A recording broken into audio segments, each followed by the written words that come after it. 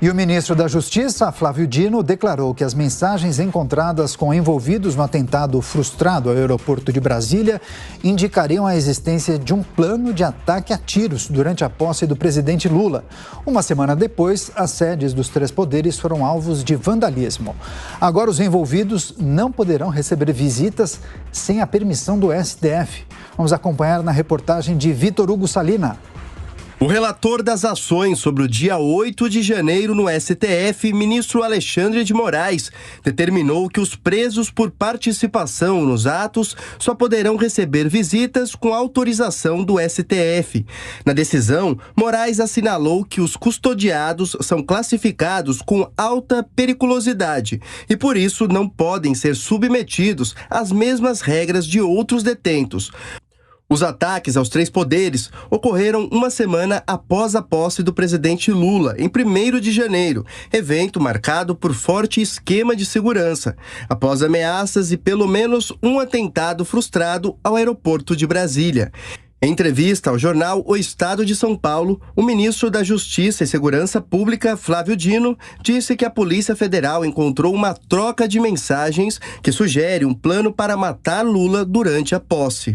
Segundo Dino, os investigadores descobriram o que seria o planejamento para dar um tiro de fuzil a longa distância em uma troca de mensagens com um dos envolvidos no ataque terrorista ao aeroporto da capital. As conversas não citam Lula. Questionado sobre a falta de menção ao nome do presidente, Dino diz que, pelas mensagens, daria para entender que havia atos preparatórios para a execução de um tiro que ia ser disparado no dia da posse de Lula. Lula foi aconselhado a usar colete à prova de balas e a desfilar em carro fechado na cerimônia de posse, mas optou por seguir o trajeto em carro aberto, ao lado da primeira-dama Janja da Silva, do vice Geraldo Alckmin e de sua esposa, Lu Alckmin. E para comentar os assuntos mais importantes desta segunda-feira, contamos com a participação de Amanda Klein, Roberto Mota. Sejam todos bem-vindos. Obrigado pela participação. Amanda, como você avalia essa investigação? O ministro da Justiça, Flávio Dino, disse que havia, então, atos preparatórios para um ataque ao presidente Lula no dia da posse. São indícios, né? Já que essas mensagens sugerem algo nesse sentido, mas preocupa uma situação como essa? Essas investigações precisam ser aprofundadas? Daniel, bom dia a você, Adriana Mota, aos nossos telespectadores e ouvintes da Jovem Pan. Essas informações não só preocupam, Daniel, como merecem maior esclarecimento. Se algo foi achado de concreto naquela troca de mensagens de celular entre um homem que planejou um atentado com explosivos num caminhão para gerar o caos em Brasília, pouco antes da posse de Lula. Ainda em dezembro, aconteceu perto do aeroporto e ele foi preso e esse ataque foi desmobilizado. O que o Flávio Dino relata nessa entrevista, eu estava até relendo no Estadão, porque eu já tinha lido nesse fim de semana, reli esse trecho agora há pouco, é que houve uma troca de mensagens e que ele estava treinando com a mira do fuzil de longa distância e ele perguntava para o seu interlocutor qual o melhor fuzil, de que distância ele deveria ser usado e dava a entender que poderia usar essa arma contra Lula na posse, embora o nome do presidente da República não tenha sido mencionado explicitamente.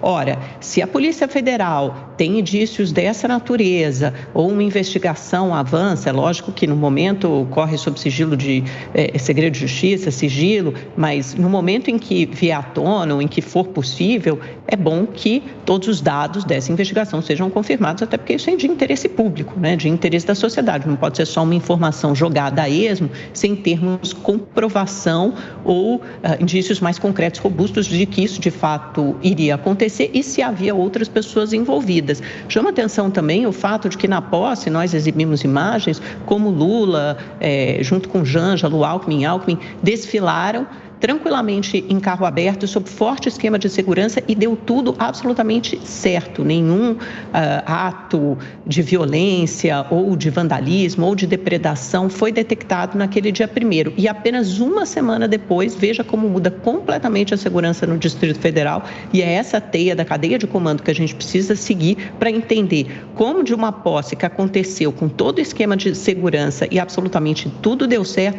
a situação se deteriorou e degringolou em apenas uma semana de forma tão substancial para permitir os ataques às sedes dos três poderes. O que é preciso refletir sobre essa grave informação? Roberto Mota, boa segunda-feira.